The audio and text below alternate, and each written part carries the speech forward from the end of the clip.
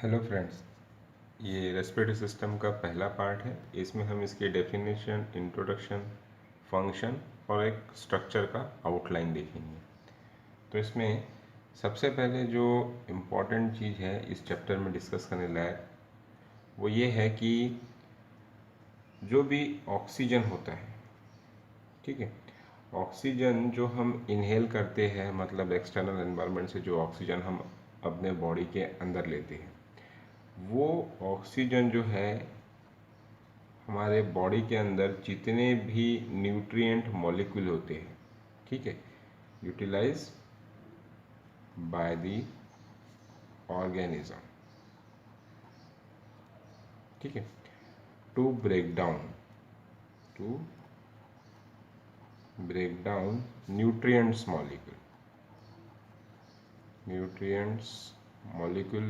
Molecule मतलब like glucose, ठीक है। और इसको ब्रेक डाउन होने के बाद क्या बनेगी? एनर्जी। और वो एनर्जी जो है used for the various activities. जो बॉडी की वेरियस एक्टिविटी उसके लिए एनर्जी की रिक्वायरमेंट होती है, तो वो एनर्जी जो है हमको एक्चुअली में यहाँ से मिलती है, ठीक है। और ये जो एक्टिविटीज़ होगी, वो एक्टिविटीज़ कहाँ होगी? सेल में। कहाँ होगी? सेल में। अभी सेल में एक्टिविटीज़ होने के बाद, फंक्शन परफॉर्म होने के बाद CO2 रिलीज होता है। और ये CO2 जो है, ये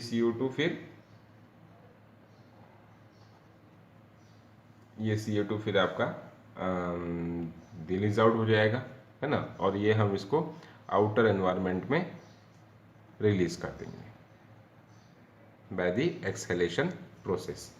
तो ये जो exchange of oxygen from the atmosphere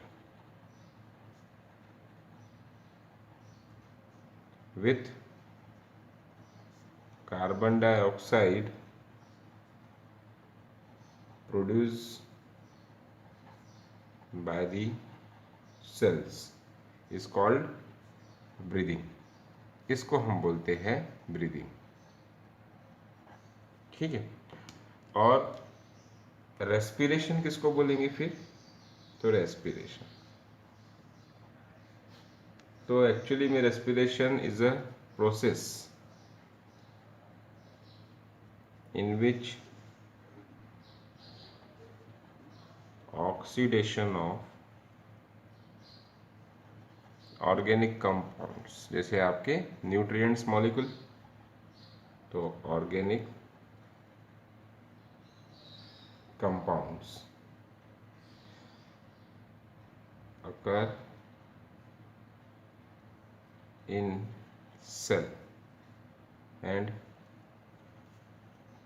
energy is released is called as respiration। इसको हम बोलते हैं रेस्पिरेशन। क्लियर हुआ?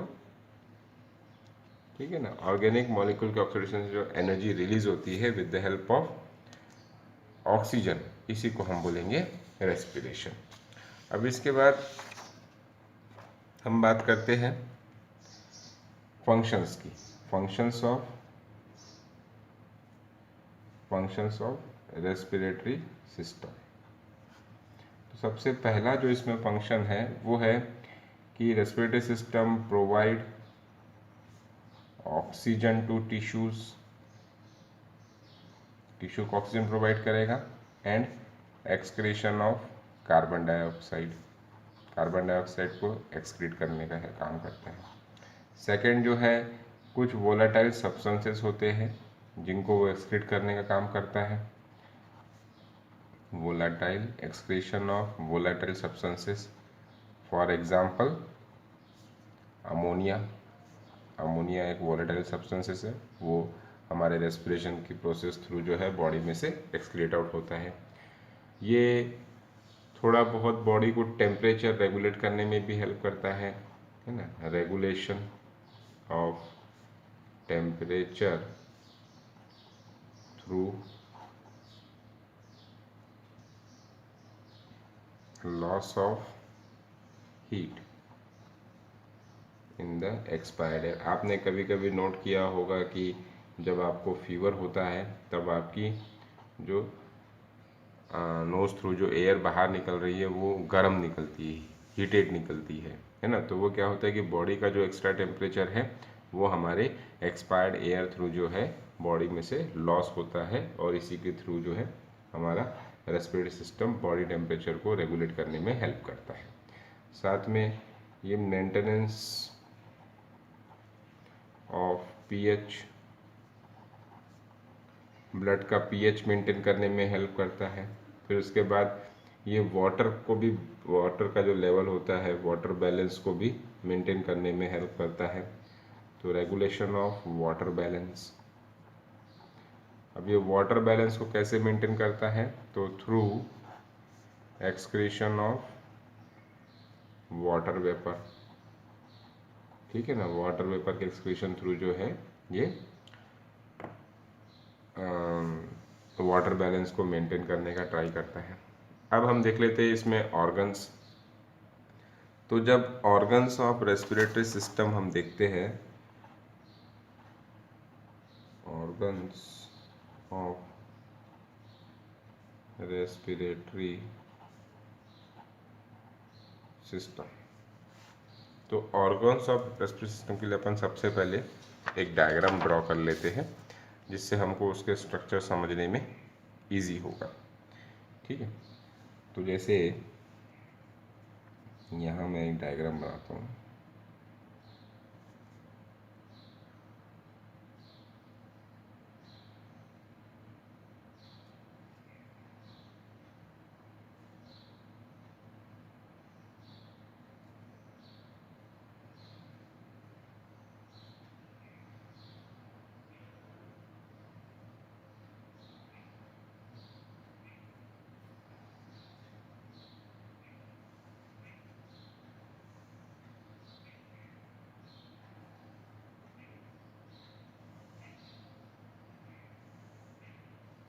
स्टेप से तो यहाँ पर हम अपना स्ट्रक्चर ड्रॉ करना शुरू करते हैं। तो जैसे सबसे पहले जो आता है वो है आपका नेज़ल कैविटी। तो नेज़ल कैविटी जो है वो आपको यहाँ से देखने को मिलेगी,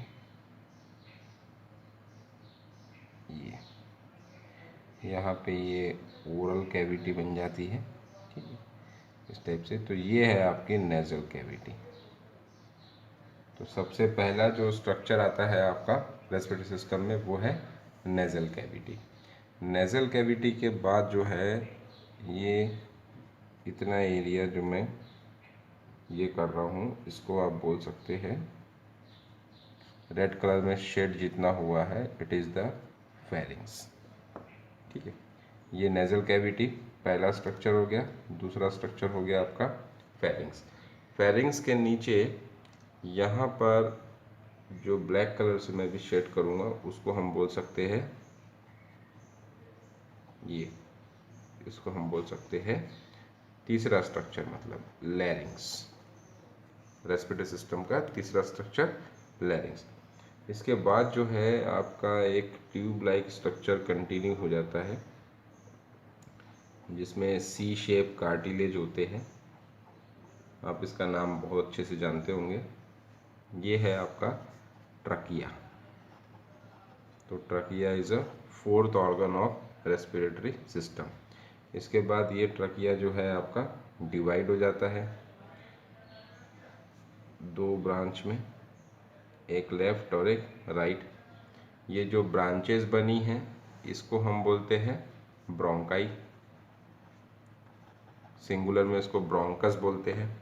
ठीक है, फिर इसके बाद आपके ये एंटर हो गए कहाँ पर, लंग्स में। तो ये आपका एक लंग,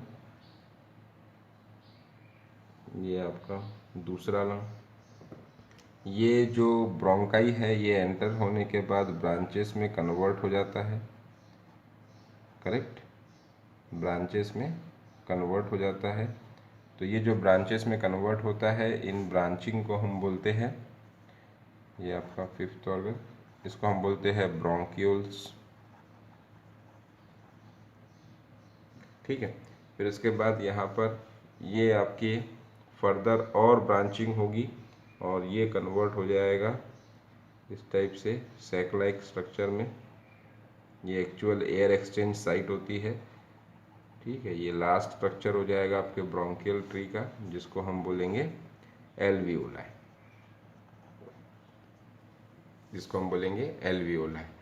तो इस टाइप से आपके जो है ये 7 स्ट्रक्चर, और एक जो आपका सबसे मेजर लंग्स।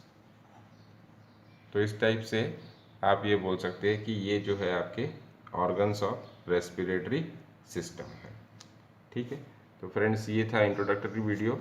इसके बाद के वीडियो में हम ये एक एक स्ट्रक्चर को, nasal cavity, pharynx, लैरिंग्स, trachea, ब्रोंका, bronchioles, alveoli, lungs, इनको जो है डीपली डिस्कस करते जाएंगे। Thank you.